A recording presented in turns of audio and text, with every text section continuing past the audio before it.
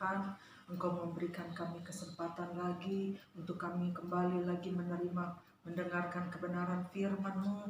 Engkau berkati firman Tuhan yang akan hamba-Mu sampaikan Tuhan. Berkati pakai hamba-Mu Tuhan dalam menyampaikan kebenaran firman-Mu. Berikan hikmat marifat yang daripada Tuhan. Urapan kuat kuasa Roh Kudus mengurapi lidah bibir hamba-Mu, menguasai hamba-Mu Tuhan dalam menyampaikan kebenaran firman-Mu Tuhan. Urapi setiap hati yang mendengar, setiap mata yang menyaksikan acara ini Tuhan, sehingga Tuhan Yesus kami semua boleh diberkati Tuhan. Sembunyikan hamba-Mu di belakang salib-Mu. Terima kasih Tuhan Yesus. Terima kasih kami sambut firman-Mu Tuhan dengan penuh ucapan syukur kami. Engkau pimpin ibadah pemberitaan firman-Mu Tuhan. Dari awal pertengahan sampai kepada tamatnya kami serahkan ke dalam tangan-Mu. Dalam nama Tuhan Yesus kami sudah berdoa serta kami mengucap syukur. Haleluya. Amin. Puji Tuhan. Saudara, kita ketemu lagi. Kita bersyukur Tuhan berikan kita kekuatan, kesehatan sampai saat ini. Kita ada di dalam pemeliharaan Tuhan. Kita patut bersyukur kepada Tuhan. Puji Tuhan. Saudara, kita beberapa hari lagi kita akan memperingati hari Paskah, hari kematian dan kebangkitan Tuhan kita Yesus Kristus. Sebab itu pada saat ini saya akan bicara tentang Paskah. Paskah yang dirayakan oleh bangsa Israel. Bagaimana Paskah itu berarti hari kelepasan. Hari kelepasan bagi bangsa Israel, di mana mereka terlepas dari negeri Mesir. Mereka keluar dari negeri Mesir. Tuhan pimpin mereka untuk keluar dari negeri Mesir. Lalu dikatakan Paskah juga berarti hari penyelamatan. Di mana pada Paskah itu rumah-rumah orang Israel yang ada tanda darahnya tidak ada kematian anak sulung. Sementara di rumah orang-orang Mesir di sana ada tangisan karena kematian anak sulung. Saudara-saudara, kita lihat bagaimana bangsa Israel di dalam mereka merayakan Paskah bagi Tuhan. Cerita Paskah ini diambil di dalam Keluaran pasalnya yang ke-12, mulai ayat 1 sampai ayatnya yang ke-14. Di situ dikatakan, di dalam ayatnya yang pertama, firman Tuhan datang kepada Musa dan Harun. Jadikan bulan ini bulan yang pertama. Pada saat mereka merayakan Paskah, Tuhan mau Paskah itu dirayakan pada bulan pertama. Padahal pada waktu itu mereka sudah berada di bulan yang ke-7. Bulan ke-7 itu dikatakan bulan Israel itu bulan Nisan. Bulan pertama itu bulan Abib. Tuhan mau kembali kepada bulan Abib, menjadi bulan yang pertama. Berarti Paskah itu adalah memberikan sesuatu yang baru, memberikan suatu perubahan. Memberikan satu perubahan. Begitu juga Paskah itu memberikan perubahan di dalam kehidupan kita. Nah, saudara-saudara, dikatakan di dalam firman Tuhan, bagaimana mereka di dalam merayakan Paskah. Mereka merayakan Paskah itu, firman Tuhan katakan mereka harus mengambil seekor domba. Kalau saudara baca di dalam Keluaran itu dikatakan, Keluaran pasal 12 itu dikatakan mereka harus mengambil seekor anak domba. Anak domba yang berumur 1 tahun. Gak boleh kurang dari 1 tahun, gak boleh lewat dari 1 tahun. Harus pas 1 tahun. Dan anak domba itu harus jantan. tidak bercacat celah, sempurna. Gak ada bekas lukanya. Harus mulus, harus sempurna. Nah, saudara-saudara, anak domba itu diambil pada tanggal 10, kata firman Tuhan. Diambil pada tanggal 10, disimpan 4 hari. Tanggal 14 baru domba itu disembelih. Setiap keluarga 1 ekor anak domba. Tapi kalau keluarga itu cuma sedikit, misalkan anaknya cuma 1 atau 2 gitu kan, mereka harus gabung dengan tetangganya yang keluarganya sedikit juga. Jadi bisa cukup 1 ekor itu untuk 2 keluarga. Tapi kalau keluarganya banyak, 1 ekor itu. Itu ya saudara ya. Lalu dikatakan domba itu disembelih pada waktu senja. Domba itu disembelih pada waktu senja. Nah, saudara-saudara, setelah domba itu disembelih, dikatakan oleh firman Tuhan, darahnya itu harus ditampung. Diambil sedikit darahnya itu, lalu diambil hisop. Lalu dioleskan kepada tiang pintu, palang pintu. Begitulah firman Tuhan. Karena kenapa saudara-saudara, darah domba itu harus dioleskan di kusen-kusen pintu. Pada malam itu malaikat maut akan lewat. Malaikat maut akan berjalan di Mesir, akan memasuki negeri Mesir. Kepada setiap rumah yang tidak ada tanda darahnya, di sana ada kematian anak sulung.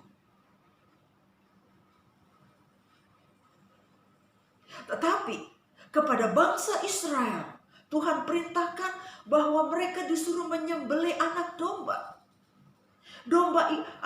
Mereka harus disuruh menyembelih anak domba, dan darahnya dioleskan diambil hisop lalu dioleskan di palang pintu, di kusen pintu, palang atas dan palang kiri kanannya, pintu masuk rumah. Supaya apa? Pada malam itu, pada saat malaikat maut lewat melihat ada tanda darah, maka keluarga itu akan luput dari kematian anak sulung. Karena apa? Ada tanda darah. Ada tanda darah anak domba yang tersembelih.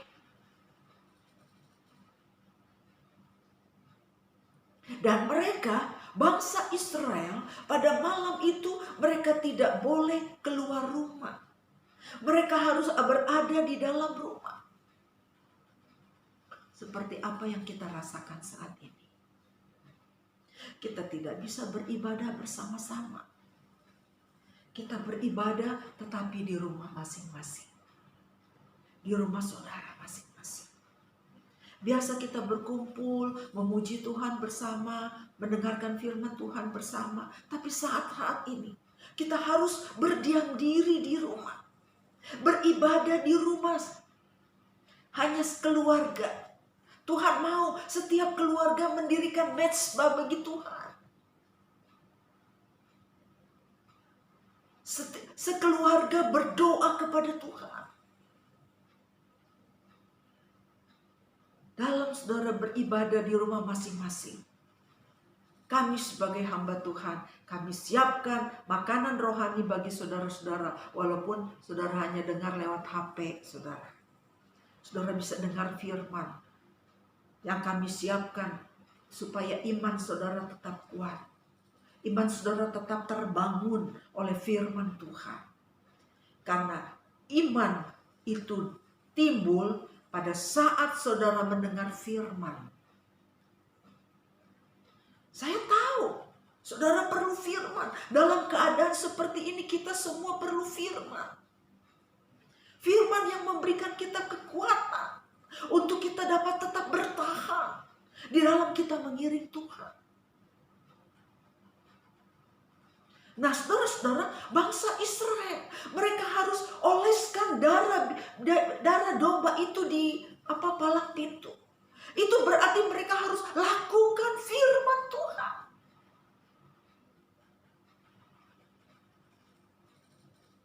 Dengan apa mereka lakukan firman Tuhan? Dengan iman.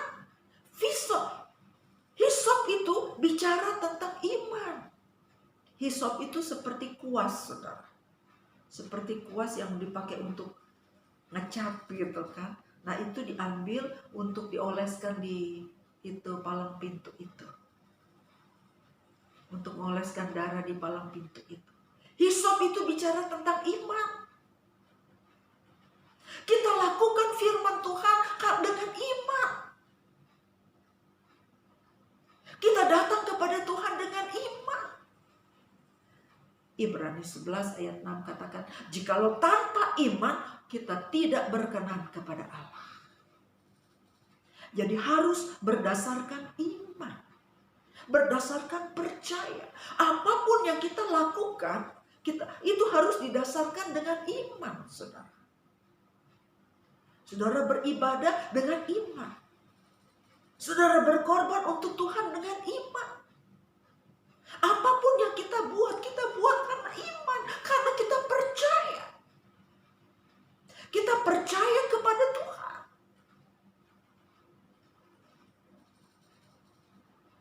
Bangsa Israel. Supaya untuk mereka mendapatkan kehidupan, mereka harus melakukan firman Tuhan.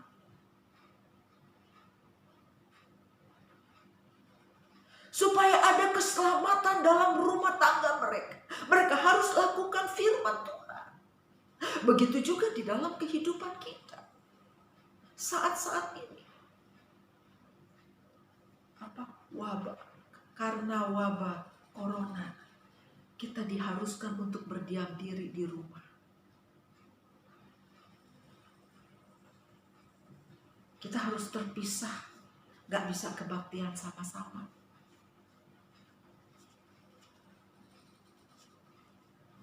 Tapi kalau kita lakukan ini, kita tetap beribadah kepada Tuhan walaupun di rumah masing-masing, saudara. Kita lakukan itu, kita percaya di dalam kita beribadah di rumah masing-masing, lakukan dengan sungguh-sungguh, maka firman Tuhan katakan 2-3 orang berhimpun di dalam nama Tuhan, Tuhan ada hadir. Kalau Tuhan hadir, berarti Tuhan hadir dengan berkat-Nya bagi saudara dan saya. Perlindungan Tuhan, pemeliharaan Tuhan menjadi bahagian saudara dan saya. Kalau kita lakukan firman Tuhan.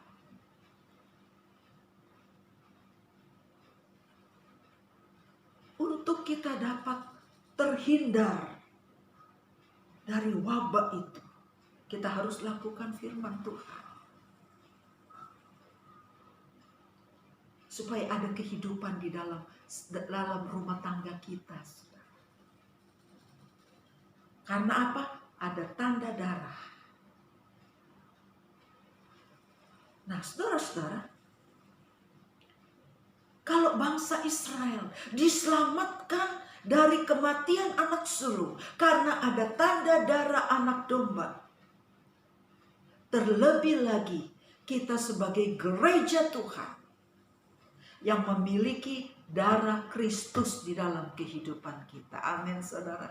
Darah Kristus lebih besar daripada darah anak domba yang disembelih oleh bangsa Israel. Karena darah Kristus bukan saja menyelamatkan kita, dia juga menyucikan kita dari segala dosa kita. Dia menyucikan kita, dia menyelamatkan kita. Bahkan firman Allah katakan darah Kristus itu sudah memperdamaikan kita dengan Allah.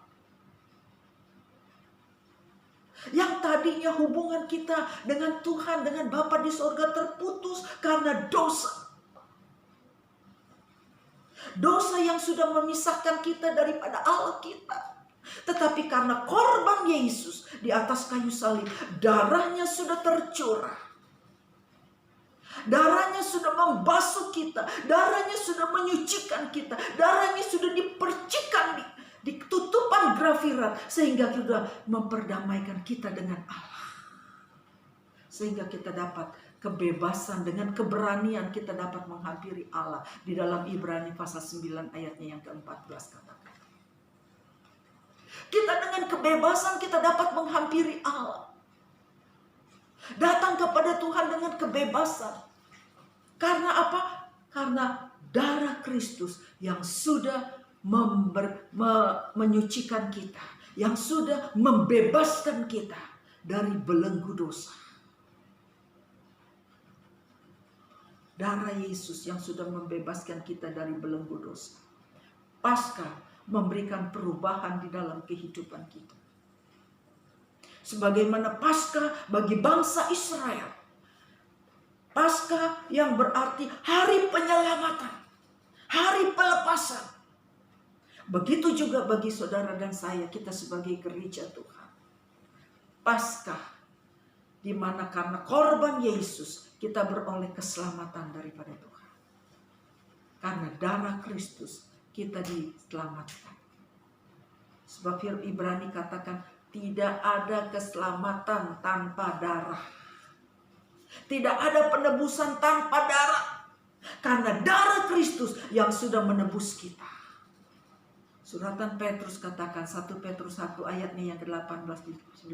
Kamu sudah ditebus daripada kehidupanmu yang sia-sia, yang turun-temurun oleh nenek moyang kamu. Bukan oleh emas, bukan oleh perak, bukan oleh barang-barang, perkara-perkara yang fana. Tetapi oleh darah yang mulia. Darah Kristus, darah anak domba yang tidak bercacat celah, yang sudah menebus saudara dan saya, yang sudah menyelamatkan saudara dan saya, sehingga kita beroleh keselamatan daripada Tuhan. Yang hari Jumat kita akan peringati hari kematiannya.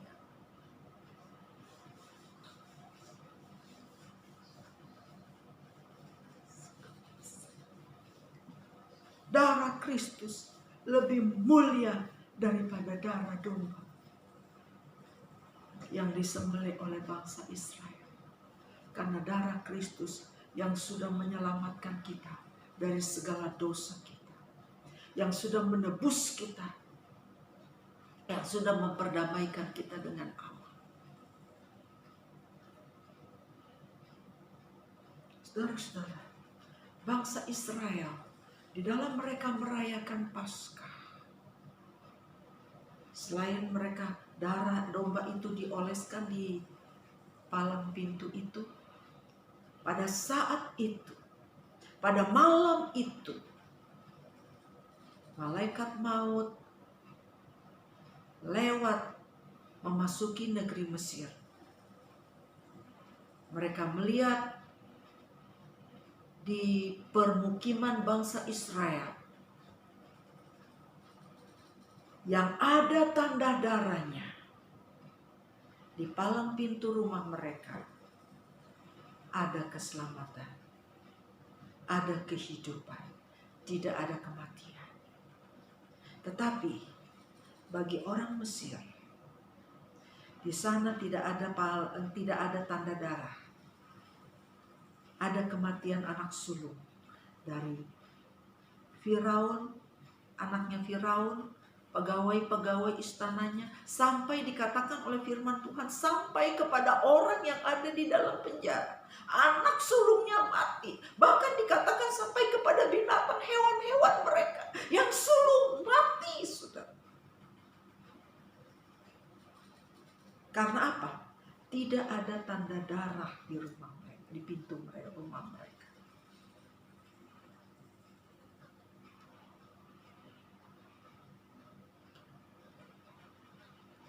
Ada kematian.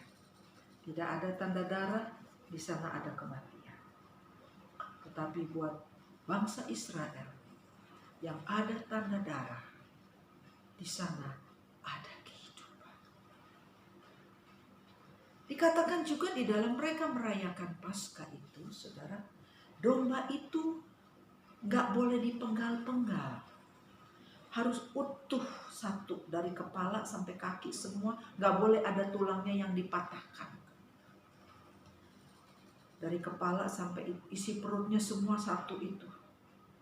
Selain darahnya dioleskan di kusen pintu, lalu domba itu harus dipanggang. Nggak boleh direbus, nggak boleh dimakan mentah, tapi harus dipanggang. Apa artinya ini?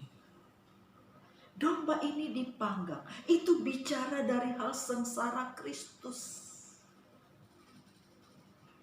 Yesus yang sudah menderita sengsara karena saudara dan saya, untuk menyelamatkan saudara dan saya, untuk menebus saudara dan saya.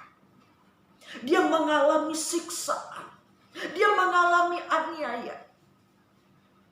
Bahkan di Yesaya pasal 53 dikatakan wajahnya pun sudah tidak dapat dikenali lagi karena dihancurkan.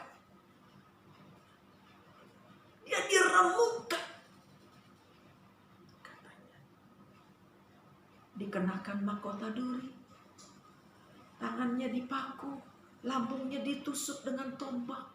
Dia mengalami penderitaan, dia mengalami sengsara, dipanggang. Lalu mereka makan domba Paskah itu, saudara. Selain domba Paskah itu harus dipanggang, mereka makan dengan roti tidak beragi.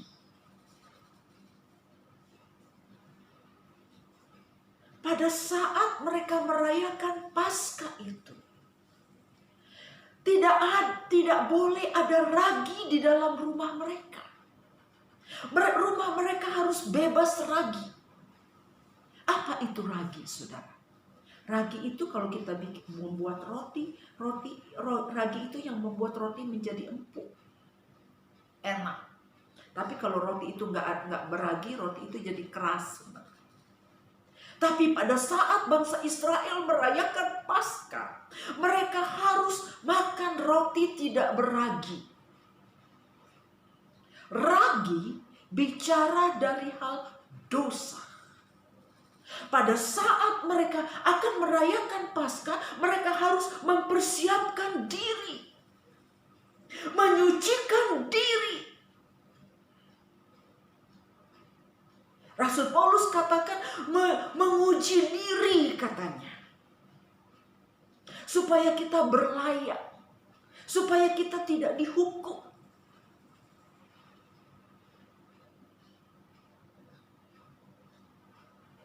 Dan mereka makan roti, mereka makan daging domba itu dengan roti tidak beragi, lalu dicampur dengan gulai pahit, sayur pahit. Sayur pahit juga bicara tentang sengsara Kristus, penderitaan Kristus. Tentang penderitaan Kristus sudah dinubuatkan oleh Tuhan jauh pada saat zaman bangsa Israel.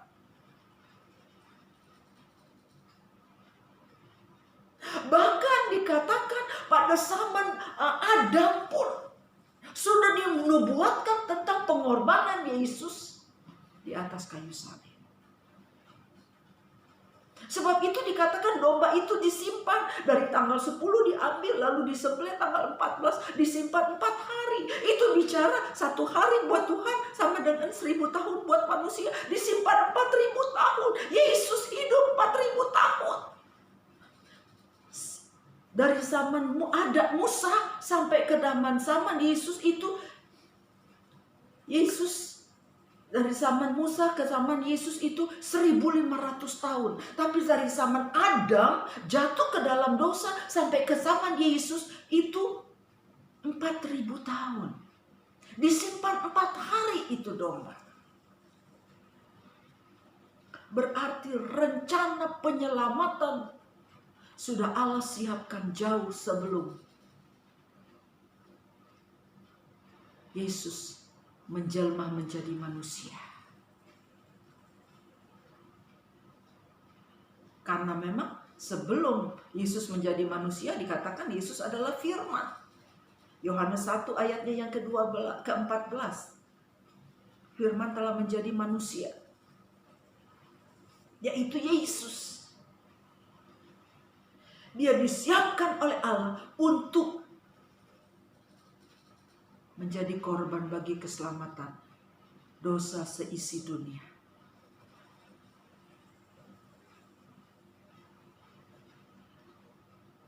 Jadi, apa yang dinubuatkan di dalam perjanjian lama digenapi oleh Yesus.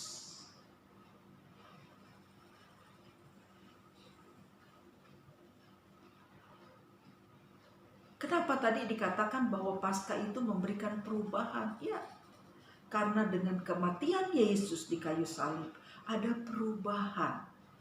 Kita terlepas dari belenggu dosa. Kita dibebaskan oleh Tuhan dari belenggu dosa. Sehingga terciptalah lagu, sekarang saya sudah bebas katanya. Saya bebas oleh darahnya domba Allah. Kita dibebaskan dari belenggu dosa oleh apa? Oleh darah anak domba Allah, yaitu darah Yesus yang sudah membebaskan kita dari belenggu dosa. Sekarang kita sudah merdeka. Kita sudah tidak menjadi hamba dosa lagi, tetapi kita sudah menjadi hamba kepada kebenaran. Karena kebenaran itu yang sudah memerdekakan kita, Yohanes bilang.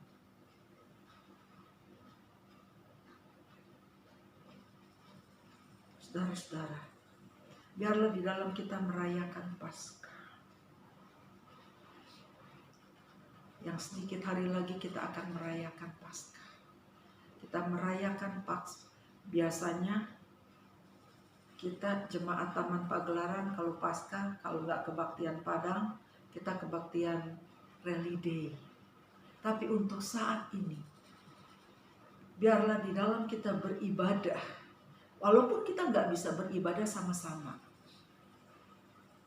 Saya putuskan karena kita nggak bisa nggak bisa Rally Day, nggak bisa ibadah Padang, nggak bisa gitu kan. Jadi Pasca Jumat Agung ini, setiap jemaat kita akan sama-sama makan dan minum daripada darah dan tubuh Tuhan. Kita akan terima perjamuan asa yang kudus. Itu untuk mengingatkan kita, memperingati kita kepada korban Yesus di atas kayu salib yang sudah menyelamatkan kita, yang sudah menebus kita. Kita terima, biarlah saudara yang akan menerima perjamuan suci nanti hari Jumat, terimalah dengan percaya. Kita terima itu, roti yang kita terima, kita lihat roti itu sebagai tubuh Tuhan. Anggur yang kita minum itu kita lihat sebagai darah Kristus. Kita makan dan minum daripada tubuh Tuhan, darah Tuhan. Kita menjadi satu dengan Tuhan. Satu di dalam satu persekutuan dengan Tuhan. Karena apa? Darah Tuhan ada mengalir bersama darah kita. Menyatu dengan darah kita. Tubuh Tuhan menyatu dengan tubuh kita. Yesus katakan, aku inilah roti yang turun dari surga. Barang siapa yang makan daripadaku, dia akan mendapat hidup. Saudara ingin mendapat hidup, terima tubuh Tuhan dengan percaya. Tuhan tolong kepada kita semua. Tuhan memberkati. Firman Allah saya sampaikan di sini. Tuhan memberkati, puji Tuhan. Kita sama-sama tundukkan kepala, kita mau berdoa. Bapa di dalam surga, terima kasih Tuhan buat firman Tuhan yang sudah kami terima Tuhan Yesus pada saat ini. Engkau meteraikan setiap firman-Mu Tuhan di dalam kehidupan kami Tuhan. Kami bersyukur kepadamu buat korban-Mu di atas kayu salib untuk menyelamatkan kami Tuhan Yesus. Untuk menebus dosa kami Tuhan Yesus. Sehingga kami boleh beroleh ke pembebasan di dalam kami datang menghampiri hadirat-Mu Tuhan Yesus. Terima kasih Tuhan, berkati setiap sidang jemaat Tuhan yang menyaksikan acara ini Tuhan Yesus. Beri Tuhan Yesus mereka yang mendengar acara ini Tuhan berkati. Tuhan Yesus berkati. Tuhan Yesus urapi. Tuhan Yesus berkati. Kuatkan biarlah firman-Mu ini Tuhan boleh memberikan kekuatan bagi iman percaya. Pengiringan kami kepadamu Tuhan. Walaupun kami terbatas tidak bisa beribadah bersama-sama, tapi kami percaya berkat Tuhan,